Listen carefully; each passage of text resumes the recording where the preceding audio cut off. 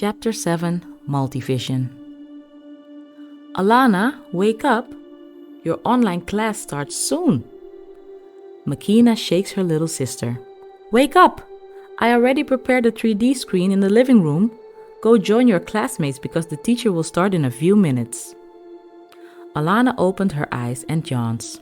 She was still very tired from their laboratory adventure yesterday night. Even though she had to get up and prepare herself for online school, Alana couldn't really concentrate. She kept thinking about the sick people she saw in the cryo beds. Did I heal those patients last night? I hope my powers are real.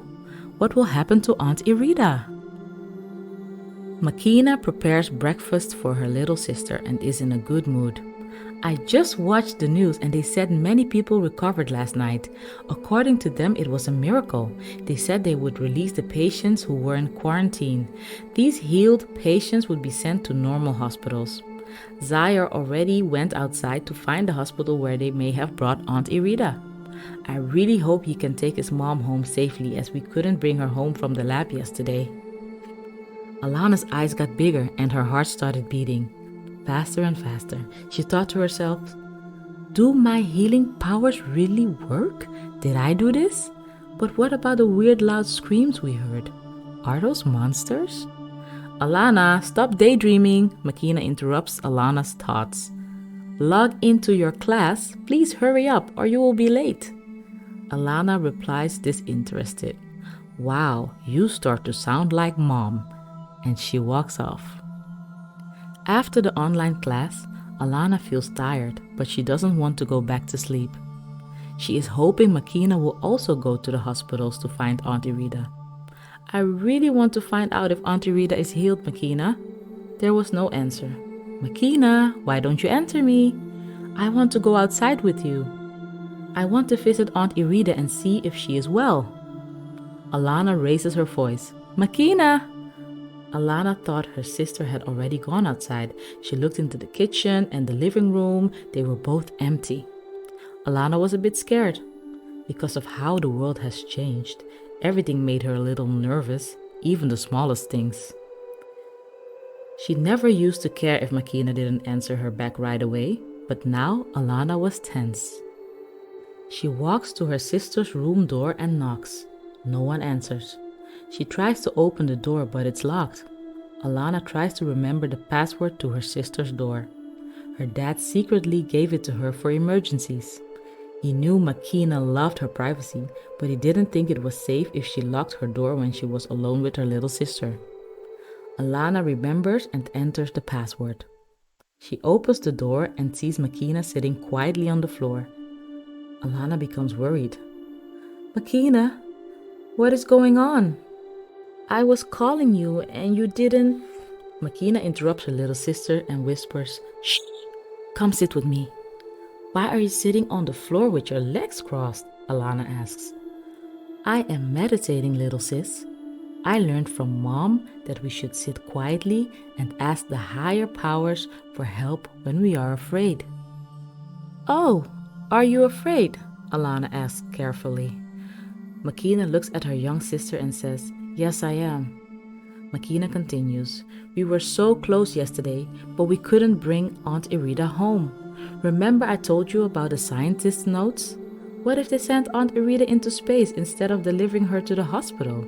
Then we will never see her again. Zaire would be devastated, and Dad, he would go crazy if he heard something happen to his sister. You know how he loves his family. Mom would also be inconsolable. I'm also worried about our parents. Mom and Dad are still on their space trip. We haven't heard from them because the solar storm has caused so many communication problems. Our gadgets don't work and we barely can do normal video calls anymore, even here in Zion. And what about the weird sound we heard yesterday?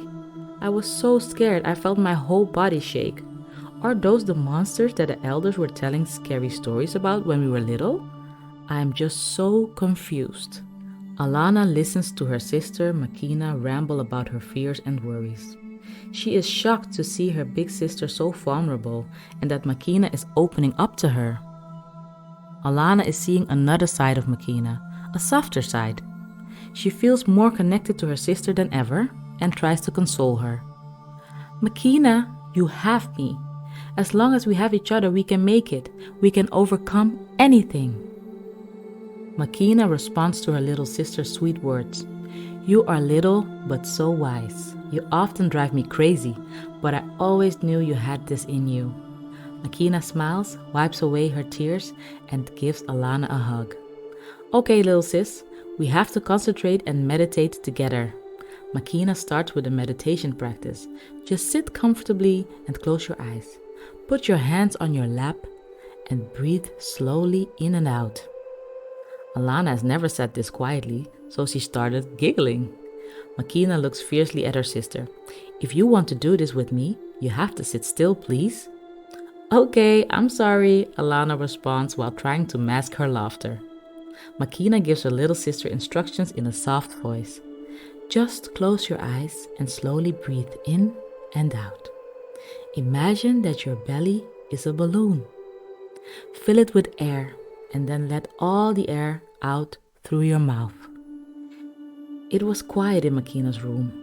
The only thing you could hear was the sound of the two sisters breathing in and out. They were completely in sync. It was a peaceful sight. Alana and Makeena meditated quietly for a couple of minutes and then something weird happened. Alana started to feel a tingling sensation in her hands and arms. It even spread all the way up to her head. It was the same feeling she had in Hope Laboratories and when her dad Drisa taught her to heal plants and trees. Alana suddenly felt very happy and excited, like how she always feels when she is on a roller coaster in her favorite amusement park. She thinks to herself, Makeena was right. Meditating helps me feel better. She suddenly felt very confident, even powerful. And then out of nowhere, Alana sees an image of a man. She sees it very clearly, but her eyes are still closed. The man looks familiar, but she can't remember where she saw him before. Alana whispers carefully, Makeena, what is happening? My eyes are closed, but I can clearly see a very strange looking man. He has white eyes and it looks like there's a big symbol on his forehead. Makeena whispers back, I see him too. Thank you for watching and listening. If you enjoyed this video, like, subscribe, and leave a comment to share your thoughts about this chapter. Would you rather read the book, Black Suns? The link is in the description below. And the adventure continues in the next video.